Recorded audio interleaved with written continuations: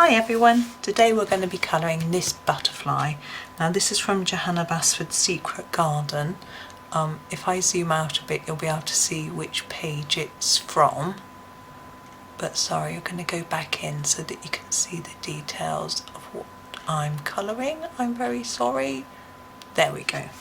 So when I do a butterfly, I have a good look online at various photos of butterflies. I'm just going to start with my black. This is Polychromos black, and start colouring while I'm talking. So I look at colours of real butterflies first, and then try and not necessarily completely copy it, but have a go at making it look similar, and I think it gives a more realistic looking effect.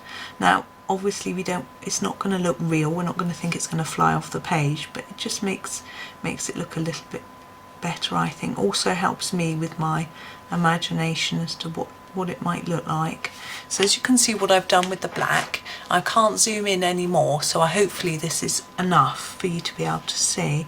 I did quite a dark layer around the whole edge of the butterfly's little body, and then I did less towards the middle, so it looks like it's got a little bit of a shine to it. Now this butterfly I'm going to do is black and red, so I'm going to mark out the black areas firstly as I've got my black pencil, copying the picture that I've got on my screen. Apparently it's a moth according to but unfortunately the caption under the photo is, "Can anyone identify this moth?" So I can't tell you exactly what it is.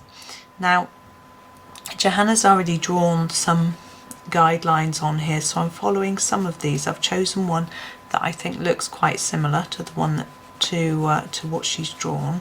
So we've got a red piece here coming along, and we've got a couple of red dots, so I'm going to leave these bits to be the sort of red dots, but it's got a black edge, completely black edge, so we're going to do that, and then we're going to match that on the other side. Now when you've got something symmetrical like a butterfly, it's easy to get a bit worried about getting it identical on both sides, and I may have the same concerns myself when I'm doing it. But what you have to think is that in nature it's unlikely that anything would be exactly identical, so don't worry too much if it's not exactly the same, because I don't think naturally it would be. Now I've kept that quite light at the moment. What I'm going to do is do the red on it in a minute, and then come back and go back over the black until I feel it's the right sort of depth of colour. And there's this black line along the bottom here. Now that's all the black areas, and then we've got red. Now the reds are quite, it's very hard to say, normal red. They're not pinky or orangey, so I'm going to go in with this deep red first of all, and again I'm just going to block out the colour with a light layer, and then I can look at it and see how I feel about it. Now on the picture I've got, there isn't a lot of light and shade, it's all just the one colour of red, but I think it looks more interesting if we've got a few different shades. I feel that this bit here might be darker than the outside of the wing because it would be more shadow, so I'm going to start to add in some of that detail. So I'm pressing quite hard the middle and then putting a lighter pressure as I go out towards the edge of the wing, just to make it look like there's some shadow. I can do the same on the other side.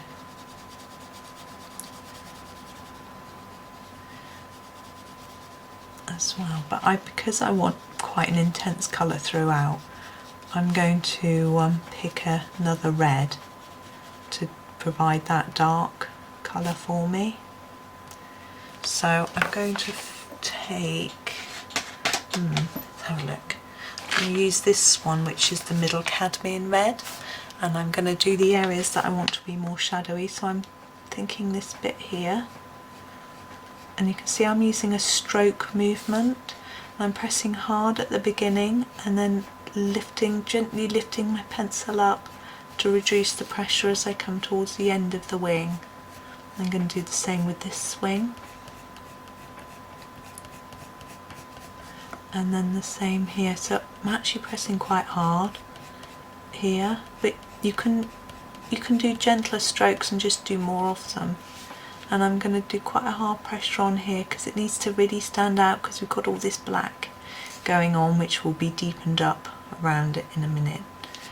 And then I'm going to go back to the deep red colour and go over this bit.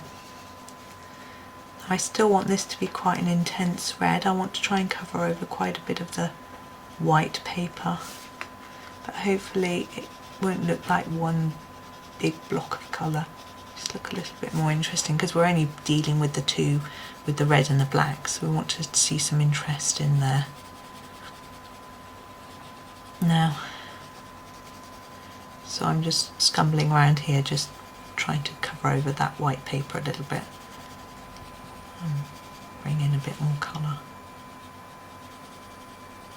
with it at the same time. And again, trying to put more pressure towards the middle where we want it to be a darker, more intense colour. Now with the black, it's quite a greyish black in the picture, so I'm going to use a grey, and then it will look different to the body of the butterfly, which is really intense black. So this is the cold grey 5, and like I did with the red, I'm going to start off darker here and then reduce the pressure as I go towards the edge, but I am going to do a very defined edge here, and I'm going to take that right up to these little circle shapes, and then here dark at the body and then lighter as we go along here.